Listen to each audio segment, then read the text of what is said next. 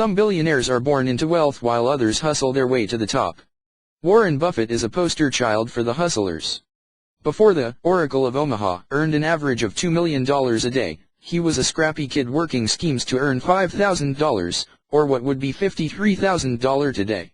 He stashed the fortune away in his sock drawer.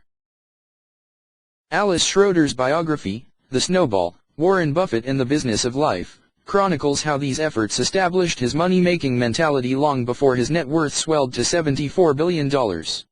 From that telling, here are the young Buffett's best side hustles. Selling gum and Coca-Cola. At just 6 years old, Buffett earned his first few cents selling sticks of gum in the neighborhood. He carted juicy fruit, spearmint, and double mint around on a tray and sold them in packs of 5 for a nickel. When a woman asked for just one stick, little Buffett refused. "We don't break up packs of gum, I've got my principles." I still, to this day, remember Mrs. McCougrey saying she wanted one stick. They were a nickel and she wanted to spend a penny with me, he tells Schroeder. But Buffett found the margins to be better selling Coca-Cola door to door in the summer, even at the lake when his family vacationed in Iowa. Delivering the paper. At 13, Buffett took what could have been a mind-numbing job as a paper boy and turned it into a competition with himself. He woke up at 4:30 in the morning to deliver copies of the Washington Post, and he challenged himself to find ways to serve each of his 5 buildings faster. Then he found ways to track when the houses along his route had magazine subscriptions expiring and sold new subscriptions on the side, along with calendars. By 15, Buffett had made $2,000 delivering papers. He invested $1,200 of that in a 40-acre farm where he had a profit-sharing agreement with a Nebraskan farmer. Starting a company. After he earned enough money working for other people's companies, Buffett began his own. His first was Buffett's used golf balls. He bought refurbished balls from a man in Chicago at $3.50 a dozen and turned them around for $6.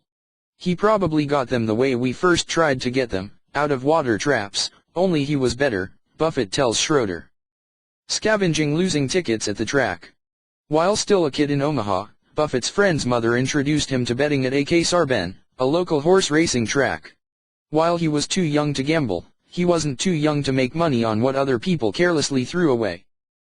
"They call that stooping," Buffett explains, noting that novices were placing bets at the beginning of racing season. And they'd think that if your horse came in second or third, you didn't get paid, because all the emphasis is on the winner, so they'd throw away place and show tickets. He and his friends scoured the stands for discarded tickets amidst the cigarette butts, spilled beer, and food scraps. It was awful, people would spit on the floor. But we had great fun. If I found any winning tickets, my Aunt Alice would cash them in for us, because they wouldn't cash them for kids. Eventually, he got his high school golf coach to drive him to some local races where he'd make bets after analyzing race statistics. Once he went alone and bet every race only to continue losing as his emotions got the best of him. "I'd committed the worst sin, which is that you get behind and think you've got to break even that day," Buffett tells Schroeder.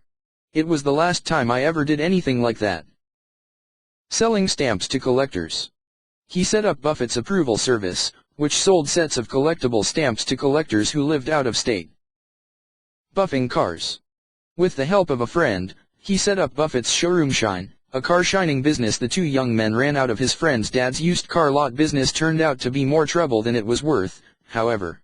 Schroeder notes it was abandoned, because it involved manual labor and turned out to be too damn much work. Setting up pinball machines in barber shops. When Buffett was 17, he told a friend about an idea with massive potential. "I bought this old pinball machine for $25 and we can have a partnership," Buffett says in Schroeder's retelling. His friend's side of the deal was to fix it up.